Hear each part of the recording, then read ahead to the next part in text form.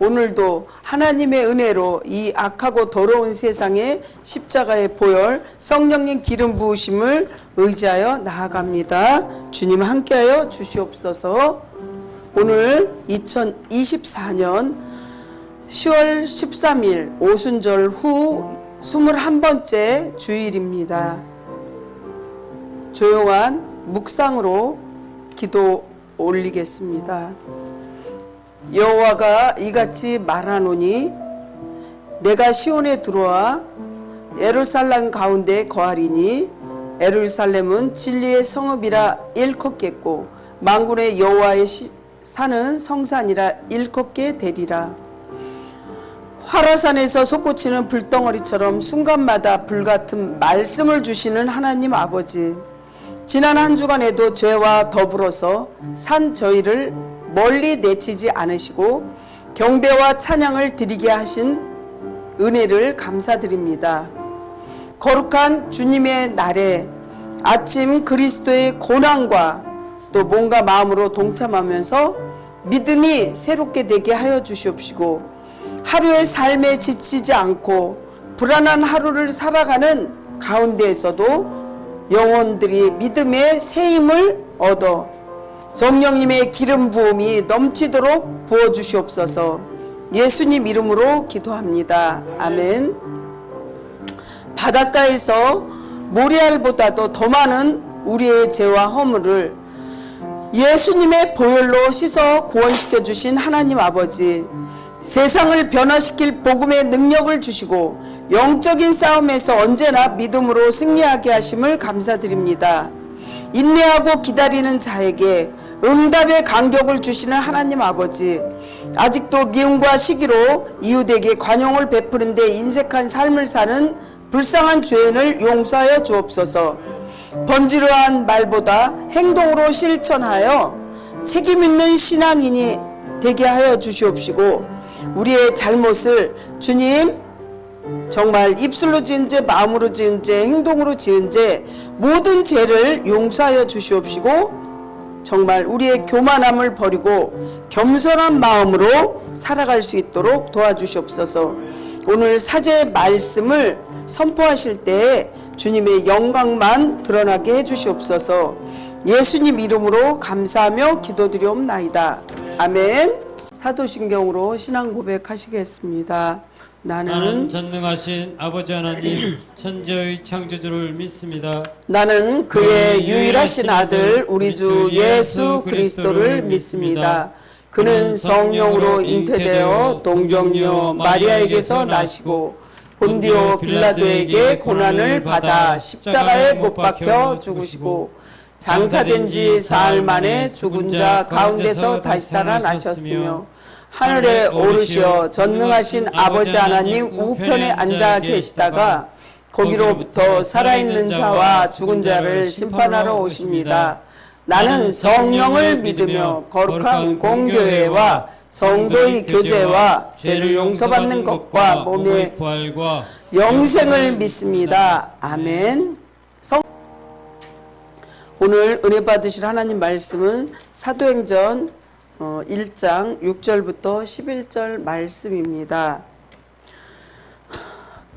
그들이 모였을 때 예수께서 여쭈어 이르되 주께서 이스라엘 나라를 회복하심이 이때니까 하니 이르시되 때와 시기는 아버지께서 자기의 권한에 두셨으니 너희가 알 바 아니요 오직 성령이 너희에게 임하시면 너희가 권능을 받고 예루살렘과 온 유대와 사마리아와 땅 끝까지 이르러 내 증인이 되리라 하시니라. 이 말씀을 마치시고 그들이 보는데 올려져 가시니 구름이 그를 가려 보이지 않게 하더라. 올라가실 때 제자들이 자세히 하늘을 쳐다보고 있는데 흰옷 입은 두 사람이 그들 곁에 서서 같이 합독하시겠습니다. 이르되 갈릴리 사람들아 어찌하여 서서 하늘을 쳐다보느냐. 너희 가운데서 하늘을 올려주신 이 예수는 하늘로 가심을 본 그대로 오시리라 하였느니라. 아멘. 기도하겠습니다. 죄의 쇠사슬과 유혹의 웅덩이에서 건져주시고 보살펴 주시는 하나님 아버지, 실패와 절망과 환난과 역경에서 이기는 힘을 주시고 늘 동행해 주신 은혜를 감사드립니다. 성령의 은혜로 남아있는 구습의 찌꺼기들까지 제거하여 주시옵시고 지금 이 시간 우리에게 주님의 은혜로 악하고 더러운 모든 것을 예수 십자가의 보혈로 버리고 주님의 말씀으로 다시 중생할 수 있도록 도와주시옵소서. 세상을 바라보고 이 세계를 바라보면 절망과 실망뿐이지만 하나님 바라보고 하나님 말씀으로 기도와 하나님 뜻을 쫓는 그러한 믿음의 우리 모두가 되어서 정말 주님의 나라를 생각하며 주님의 뜻을 우리가 늘 기억하고 전도에 힘쓸 수 있도록 도와주시옵소서. 마지막 시대를 삽니다. 마음을 다하고 뜻을 다하고 목숨을 다하고 힘을 다하여 주님을 섬기게 하여 주시옵시고 오늘 말씀을 통해서 우리가 거듭나서 정말 죽어가는 영혼을 한 사람 한 사람 살릴 수 있도록 도와주시옵소서. 이 부족한 여종은 십자가 뒤로 감추어 주시옵시고 정말 생명의 말씀으로 우리가 정말 은혜 받는 시간 되게 해주시옵소서. 제단 숯불로 저희 악하고 더러운 모든 것들을 태워주시옵시고 저를 통로로서만 사용되어질 수 있도록 도와주시옵소서. 주님 함께 해주시니 감사하고 예수님 이름으로 간절히 기도합니다. 아멘. 옆에 있는 분들 한 주 동안 또 이렇게 나오신 것을 축복하며 한 사람 한 사람 옆에 보고 또 뒤에도 보고 주의 이름으로 사랑하고 축복합니다. 이렇게 기도해 주시기 바랍니다. 주님의 이름으로 사랑하고 축복합니다. 아멘. 예. 생활의 구호를 힘차게 외치시고 오늘도 말씀을 전하겠습니다. 생활의 구호! 오늘도 주님과 함께 주님의 나라를 위해 오늘도 주님과 함께 주님 나라를 위하여 아멘. 오늘 말씀은 주님께 우리가 칭찬받는 자를 제목을 삼았습니다. 예수님의 소원이 무엇이라고 생각하십니까? 정말 말씀으로 힘든 상황이 위기가 아니라 위기를 기회로 삼아서 더욱더 큰 하나님의 뜻을 알기를 한 분 한 분 간절히 축복합니다. 오늘의 성경에서 말씀이 예수님을 향한 제자들이 메시아 부활을 이후에도 여전히 변화되지 않고 있었다는 거죠. 지금도 마찬가지예요. 지금도 변화되지 않고 말씀이 육신이 되어 우리 가운데 거하셔야 되는데 우리가 말씀대로 언행일치된 삶을 살지 않을 때가 많습니다. 그렇습니다. 예수님이 승천 직전에도 정치적인 이스라엘의 구원자로서 메시아의 꿈을 꾸고 있었습니다. 제자들이 예수님께서 사망 권세를 깨뜨리고 부활하신 40일 이후에 하늘로 승천하시기 위하여 감람산에 오르셨습니다. 이곳에서 예수님께서는 제자들과 마지막 대화를 하십니다. 아직도 정치적인 메시아관을 벗어나지 못하고 있는 제자들의 물음에 대하여 예수님께서는 때와 기한은 아버지의 권한에 있음을 말씀하십니다. 그렇지만 듣기에 따라서 너무나도 냉정한 말씀이기도 합니다. 이 말씀을 우리가 대한민국에 한번 적용해 본다면 대한민국의 소원이 무엇이라고 생각하십니까? 아마 그것은 여러분들이 남한과 북한이 복음적 통일이 이루어진 걸 소원하고 계실 겁니다. 그런데 이런 우리들을 향하여 너희는 때와 기한이 하나님께 있으니 너희들은 다른 말로 하지 말고 오직 성령이 임하면 우리나라와 또 대한민국과 일본에 가서 내 증인이 되라 이렇게 말씀하시면 정말 우리는 하나님 때에 있다고 하면서 가서 말씀 전하라 그러면 순종하기가 힘들 것이라는 거죠. 여러분들 그래도 그 말씀에 순종하시겠습니까? 믿음이 대단히 좋습니다. 이 말씀은 예수님의 소원이라는 것이죠. 예수님을 기쁘게 해드린다는 것이죠. 성도는 예수님이 오신 목적과 소원을 꼭 알고 우리가 행동으로 옮겨야 한다는 거죠. 며칠 전에도 이제 강성일 전도사님 전도를 하시면서 이렇게 순종하는데 그런 모습이 참으로 하나님이 기뻐하는 일이죠. 그렇습니다. 예수님이 증인이 되셔서 여러분들이 복음을 전파하여서 지옥으로 가는 백성들을 천국으로 갈 수 있도록 이 험한 세상에 주님께로 가는 복음의 다리가 되고 나팔수가 되어서 힘차게 불러서 깨워 천국에 함께 가는 것이 예수님이 원하고 바라는 일이고 정말 우리가 그렇게 삶을 살아야 된다는 것을 꼭 기억하면서 우리 성도들 모두 모이면 기도하고 흩어지면 전도하여 정말 하늘의 축복을 받으시기를 간절히 축복합니다. 첫 번째, 능력의 예수님을 말씀드립니다. 하나님께서는 예배의 절기가 무너진 것을 먼저 회복하라고 합니다. 그거는 영적인 우리의 무너진 그러한 불통인 것을 형통하게 해라 이런 뜻이죠.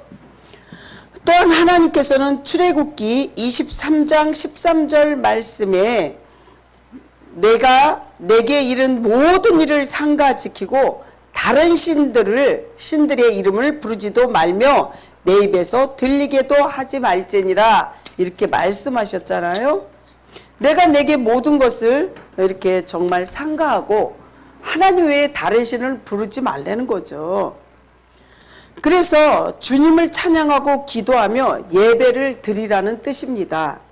정말 우리 믿는 사람들이 정말 힘들고 절박할 때 뭐라고 부르냐면 오 하나님 이렇게 하나님 부르지 오 부처님 이렇게 부르는 경우가 없습니다.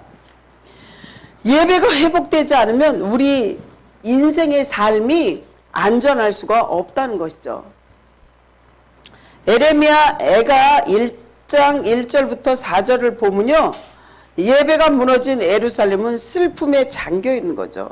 그래서 정말 슬프다 이성이여 전에는 사람이 많더니 이제는 어찌 그리 적막하게 않았는고 전에는 열국 중에 크던 자가 이제는 과부가 되었고 전에는 열방 중에 공주였던 자가 이제는 강제 노동을 하는 자가 되었도다. 이런 식으로 굉장히 슬픔을 이렇게 토로하는 거죠. 지금 이 시대를 한번 보십시오. 예배를 드리지 않고 세상적으로 삶을 살고 있습니다.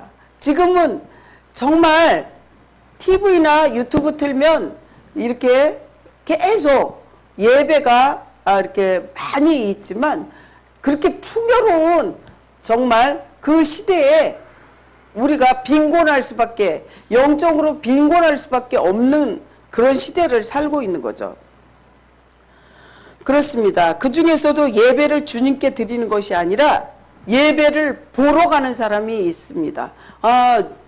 예배를 드리러 가십니까? 예배를 보러 간다 이렇게 설명을 하는데 우리는 사람이나 인간관계가 아닌 우리 몸이 주님 앞에 드리는 성도의 자신의 몸이 한 사람 한 사람 제물이 되어야 한다는 사실입니다. 성도 여러분, 우리가 삶의 길도 여러 갈래가 있습니다. 정말 좁은 길도 있고 넓은 길도 있고 진흙탕도 있고 정말 아스팔트 길도 있고 여러 가지 있어요. 하지만 그 안전한 길은 오직 주님이 말씀하시는 길이라는 거죠. 요한복음 14장 6절을 보시면 내가 곧 길이요 진리요 생명이니 나를 말미암지 않고는 아버지께로 올 자가 없다고 말씀하십니다. 지금 시대는 마지막 시대라 징조가 눈으로 보여진다는 거죠. 똑똑하게. 그 중에 전쟁으로 또 화재로 지진으로 홍수로 화산으로 가난과 기근으로 또 토네이도라고 미국에서는 그 바람이 한번 세차게 불면 한 마을이 날아갈 정도로 그러한 재난재해가 있다는 것이죠. 하지만 주님을 경외하고 주님과 예배가 회복되어지고 주님과 교통할 때에 모든 것이 풀리는 역사가 일어난다는 사실입니다. 우리 영혼이 언제 순수하게 하나님을 만날 수 있을까요? 그것은 아마 우리가 제일 고통스럽고 절박하고 정말 힘들 때일 겁니다. 여러분들 배부르고 등 따시면 하나님 찾습니까? 하나님 앞에 기도하십니까? 아니라는 거죠. 하지만 정말 내 자식이, 내 가까운 지인들이 아파서 고통스럽거나 또 힘들어할 때면 하나님 앞에 무릎 꿇을 수밖에 없다는 것이죠. 왜 그러냐? 왜 그렇게 간절한 기도가 나오나요? 고통으로 괴로울 때 주님께서 우리 모두를 질그릇처럼 만들어가고 있는 거예요. 근데 질그릇을 만들 때 정말 거친 그런 흙으로, 거친 돌멩이로 만들 수 없어요. 아주 고운 가루로 몇 번씩 채를 쳐야지만이 빵반죽도 되고 질그릇이 만들어지듯이 그게 우리 고통과 환난이 우리를 만들어가는 과정이라는 것이죠. 하나님의 관심은 오직 우리의 영혼뿐이라는 거죠. 그러므로 하나님께서 당신의 고통 속에서 항상 여러분들에게 피할 길도 주십니다. 매일 고통만 있으면 우리 어떻게 살아요? 하지만 그 고통을 통해서 위기가 기회가 된다는 사실입니다. 그렇습니다. 영적인 고통 속에 기도와 말씀으로 우리가 평안할 때 기도는 많이 차이가 있을 것입니다. 고통을 겪는다면 주님께서 나를 통해서 주실 은혜도 사모하시길 바랍니다. 여러분들 그렇습니다. 죽은 물고기는요, 아무리 몸집이 크다 해도 물결을 따라 치고 올라갈 수가 없습니다. 그렇지만 아주 작은 물고기라 할지라도 그 고기가 살아있다면 물결을 치고 올라갈 수가 있다는 것이죠. 여러분들 영혼이 죽어있나? 내가 사단막에 끌려서 죽어가고 있진 않나? 우리를 점검해 봐야 될 시기입니다. 아주 유명한 일본의 신학자 우찌 무라 간조는 이렇게 말했습니다. 성령을 받지 못한 기독교인처럼 불쌍한 사람은 없다는 사실입니다. 왜 그럴까요? 그는 세상의 것을 가지지 못했을 뿐만이 아니라 하나님 나라의 것도 가지지 못했기 때문이라는 것입니다. 사랑하는 성도 여러분, 그래서 우리는 반드시 성령 충만함을 받아서 고통을 위기라고 생각하지 말고 정말 위기를 하나님과 늘 같이 임마누엘 하면서 기회로 삼으시길 예수님 이름으로 간절히 축복합니다. 아멘. 또 은혜를 주신 예수님을 말씀드립니다. 우리는 어떻게 하면 성령 충만함을 받아서 능력을 받을 수 있을까요? 그것은 우리의 부족함과 연약한 존재라는 것을 깨달아야 된다는 거죠. 그럴 때 철저하게 회개할 때 하나님께서 능력과 권능을 주시는 거죠. 성령님은 성결의 영이라는 거죠. 내 안에 더러움이 가득 차 있으면 성령님이 임하실 수가 없습니다. 자신의 무능함과 부족함을 뼈저리게 깨달을수록 성령님을 강하게 붙잡을 수밖에 없습니다. 사도행전 2장 38절을 보시면요, 베드로가 이르되 너희가 회개하여 각각 예수 그리스도의 이름으로 세례를 받고 죄사함을 받으라. 그리하면 성령을 선물로 받으리니. 정말 우리가 회개할 때, 예수 그리스도 이름으로 우리가 회개할 때, 세례라는 것은 예전에 내 모습, 내 주인이었던 물질이든 명예든 이 모든 것을 버리고 내 주인이 바뀌었다는 거죠, 신분이. 그래서 예수님이 나의 주인이라는 것을 머리에서 깨닫고 행동으로 옮겨야 되는 거죠. 그래서 주인의 말을 잘 들어야 되잖아요. 그럴 때 주님께서 능력과 권능도 같이 선물로 주시는 거죠. 아멘. 그렇습니다. 1907년에 평양에 대각성 운동이 일어났습니다. 그것은 하디 선교사 중심으로 한 회개 운동의 시발점이 됐습니다. 그 길선주 목사님이 설교할 때 성령님의 기름 부으심이 역사가 강하게 임했습니다. 모든 사람이 눈물로 통곡하고 기도했습니다. 그때 교회 천장이 날아갈 것처럼 강력한 성령의 역사가 임했습니다. 이것이 전국의 대각성 운동과 부흥의 역사를 일으키는 시발점이 되었다는 사실입니다. 사랑하는 성도 여러분, 그래서 우리는 예수님 앞에서 늘 겸손해야만 합니다. 하나님은 교만한 자를 미워하십니다. 교만은 패망의 선봉이요 넘어짐의 앞잡이라고 말씀하십니다. 교만한 자에게는 성령님이 절대로 임재하지 않습니다. 우리가 잘 알고 있는 다윗왕을 한번 보십시오. 다윗왕은 비록 엄청난 죄를 지었지만 선지자 책망하는 것을 원망하지 않고 눈물로 회개함으로써 변화를 새롭게 받았습니다. 그 후에 다윗은 겸손하게 하나님의 말씀을 늘 묵상하며 주님의 인도하심을 따라서 새벽을 깨우며 기도하는 성령의 사람이 되었다는 사실입니다. 그 결과 하나님의 마음에 합한 자라는 그러한 칭찬까지도 듣는 자가 되었을 때 비로소 성령님 기름 부으심이 다윗에게 임했다는 거죠. 사랑하는 성도 여러분, 오순절 마가다락방을 한번 보십시오. 120명의 성도가 마음을 어떻게 해요? 같이 했다는 거죠. 여기 성도가 마음을 같이 할 때, 기도할 때, 마음을 같이 할 때 정말 오순절의 마가다락방처럼 그러한 성령의 뜨거운 불 같은 것이 일어난다는 사실입니다. 하나님의 약속을 꼭 붙잡아야 돼요. 이 성경 말씀이 약속이라는 거죠. 신약 구약 합친 이 말씀이 약속이라는 거죠. 그랬을 때 약속 붙잡고 기도할 때 주님께서 꼭 다 들어주실 것입니다. 그 결과 하나님 마음에 합한 자라는 칭찬을 듣는 자가 되었을 때 비로소 한 사람 한 사람 성령님의 기름 부으심이 역사가 임한다는 사실입니다. 사랑하는 성도 여러분, 사도행전 1장 14절을 보시면요, 오순절 성령 강림 주일에 여자들과 예수의 어머니 마리아와 예수의 아우들과 더불어 마음을 같이하여 오로지 기도에 힘쓰더라 이렇게 말씀하십니다. 사도행전 1장 14절에 여자들과 예수의 어머니 마리아와 예수의 아우들과 더불어 마음을 어떻게 해요? 마음을 같이 하였다는 거죠. 그럴 때 기도에 힘쓸 때 기적이 일어난다는 것입니다.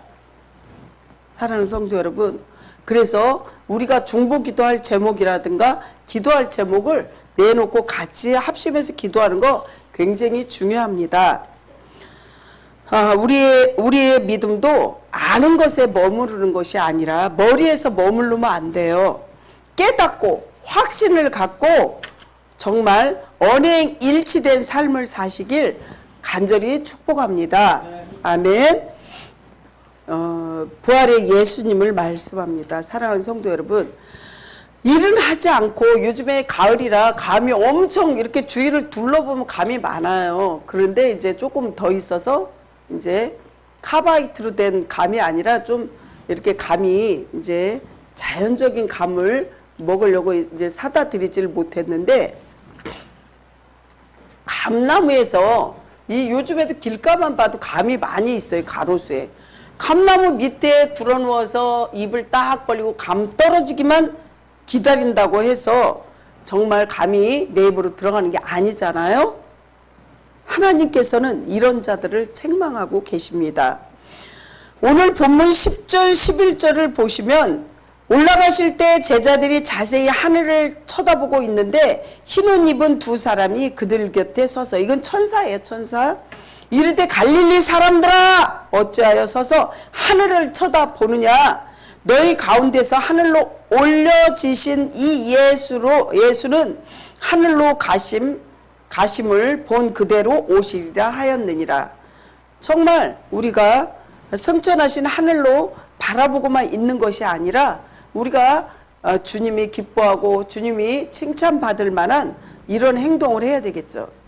사랑하는 성도 여러분, 여러분 한 분 한 분이, 제자들은 주님께서는 자기들을 떠나 하늘로 올라가시는 그 한편으로는 아주 신기하고 놀라운 진귀한 그런 모습인데, 그런 마음으로 또 한편으로는 자신들만 남는 것에 대한 두려운 마음으로 또 지켜도 봤을 것입니다. 그래서 그들은 모두 다 주님 가신 하늘을 경황 없이 바라만 보고 있었습니다.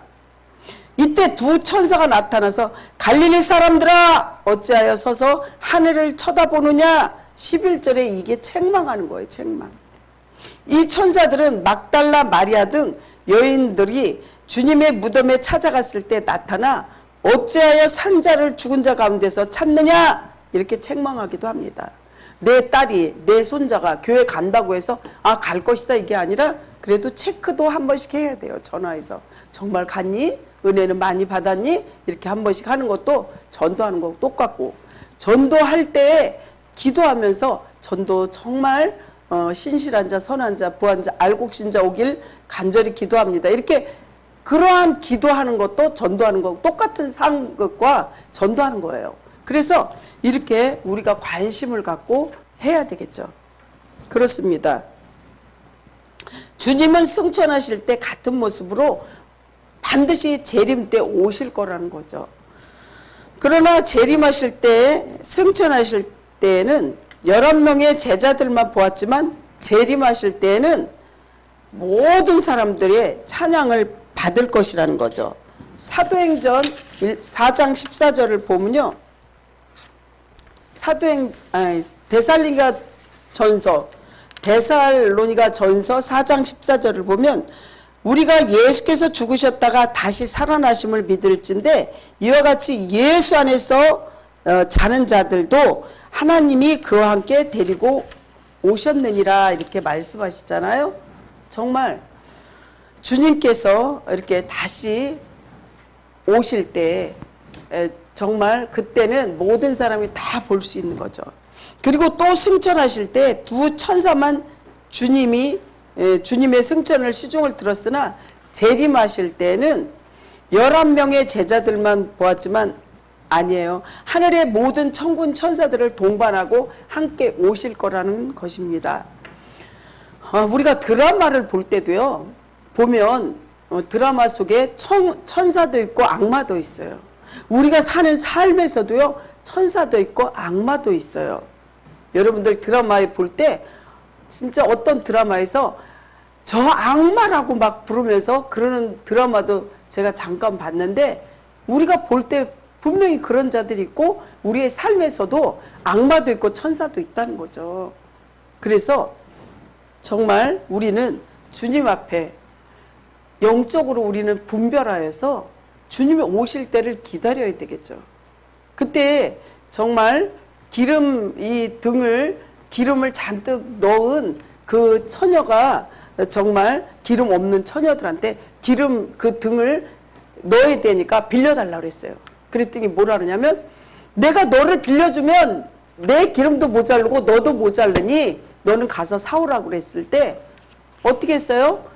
그때 예수님이 정말 결혼할 저기는 처녀들이 기름을 갖고 들어갔지만 그 가지러 간 처녀들은 못 들어갔다는 거죠. 그래서 우리는 항상 영적인 기름을 채워서 깨어서 있어야 된다는 사실입니다. 사랑하는 성도 여러분, 주님의 재림의 날에 대한 소망을 가지시고 이 땅에서 슬프고 어려운 일을 당할지라도 반드시 인내와 소망으로 이기면서 성도의 본분을 다하는 우리 모두가 됩시다. 아멘.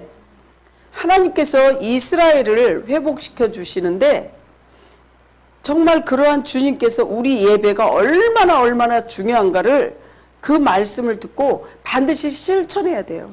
실천하지 않으면 죽은 믿음이에요.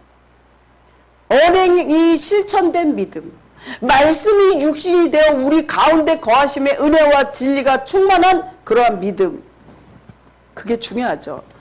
어려운 문제를 여는 열쇠가 주님의 말씀입니다. 또한 주님을 믿고 예배드리면서 우리 모두는 영생을 이미 얻었고 또한 주님의 은혜를 선물로 받은 자로서 세상에서 먼저 주님을 믿는 자로 증인이 되라고 말씀하셨습니다. 어렵고 힘들 때 정말 우리가 그 어려운 문제를 뛰어넘으려고 하지 않고 돌아가면서 또 실망하고 낭망하고 자살하는 사람도 있잖아요. 그게 아니라 주님께서는 뛰어넘으라고 하는 거죠. 어려운 문제 삶을 살면서 순간순간 다 있어요. 이러한 항아리 뚜껑을 열지 않아서 그럴 뿐이지 뚜껑을 열 때마다 집집마다 다 문제가 있다는 거죠. 크고 작은 문제가. 사랑하는 성도 여러분, 그렇습니다. 선택이 아니라 주님의 명령인 것입니다. 또한 주님께서는 전도할 때 여러분들에게 많은 은사를 주십니다. 그때 권능과 능력을 주십니다. 사도행전 1장 8절 보면 오직 성령이 너에게 임하시면 너희가 권능을 받고, 그때 권능을 받아요. 오직 성령이 너에게 임하시면 너희가 권능을 받고 예루살렘과 온 유대와 사마리아와 땅끝까지 이르러 내 증인이 되리라 하시리라. 아멘. 아멘. 근데 그 유대와 땅끝까지는요, 안에서 밖으로 나가는 거예요. 그 전도의 방법이. 바깥에서 안으로 들어오는 게 아니라 집 안에서부터, 내 자녀서부터, 이렇게 이웃과 가족부터 이렇게 친지로 해서 바깥으로 나가는 거예요. 그렇게 되라고 하는 거예요. 그때 권능과 능력을 준다는 거죠. 아멘? 그걸 믿고 그렇게 기도하시는 거예요. 마지막으로 말씀 마무리합니다. 주님께서는 구원받은 성도들을 부활로 오셔서 함께 하신다고 약속하셨습니다. 사랑하는 성도 여러분, 주님의 약속을 믿고 이 땅에서도 주님이 주시는 참 평안과 많은 축복을 누리시기를 간절히 소망하고 여러분들 한 분 한 분 축원합니다. 아멘. 하나님 아버지 은혜 감사합니다. 주님이 능력을 주시고 또한 은혜를 주시고 반드시 부활에 우리 기쁨을 누리게 하시는 예수님, 우리 모두에게 정말 주님께 칭찬받는 자로서 하나님 말씀이 육신이 되어서 모이면 기도하고 흩어지면 전도할 수 있도록 힘과 용기와 능력과 권능과 또 은혜를 주시옵소서. 성령님의 왕같은 제사장의 기름 부음이 한 사람 한 사람 넘치도록 부어주시옵소서. 예수님 이름으로 기도합니다. 아멘.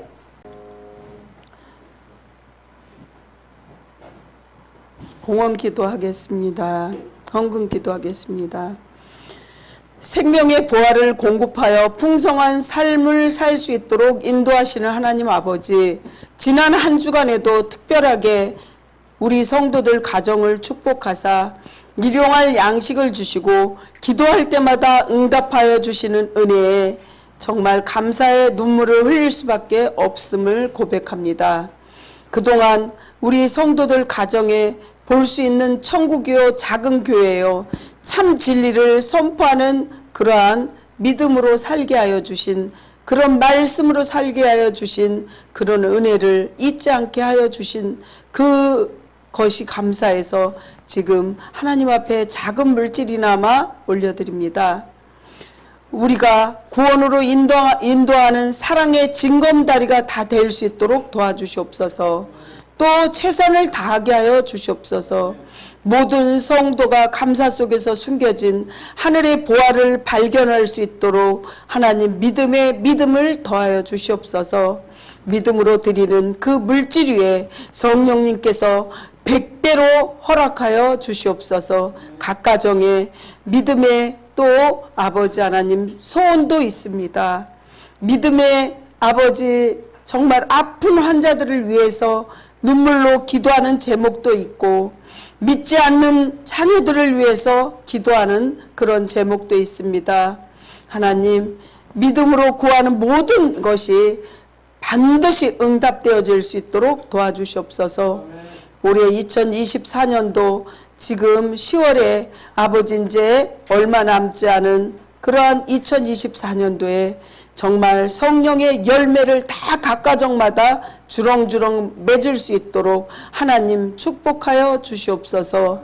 우리가 생각했던 것보다 보너스와 같은 기적과 이적이 꼭 일어날 수 있도록 도와주시옵시고 재난 재해를 꼭 막아주시옵소서. 주님께 모든 걸 의지합니다. 예수님 이름으로 기도합니다. 아멘. 지금은 죄와 허물로 죽은 저희를 인하여 십자가에서 구원을 집행하신 예수 그리스도의 은혜와 저희의 구원을 계획하시고 이루신 하나님 아버지의 극진하신 사랑하심과 지금도 성도 한 사람 한 사람에게 구원을 적용하시는 성령님의 위로 역사 교통하심이 믿음으로 담대히 나가는 사랑하는 우리 성도들 한 분 한 분 가정과 교회 위에 이제로부터 영원토록 함께 계시기를 간절히 축원하옵나이다. 아멘.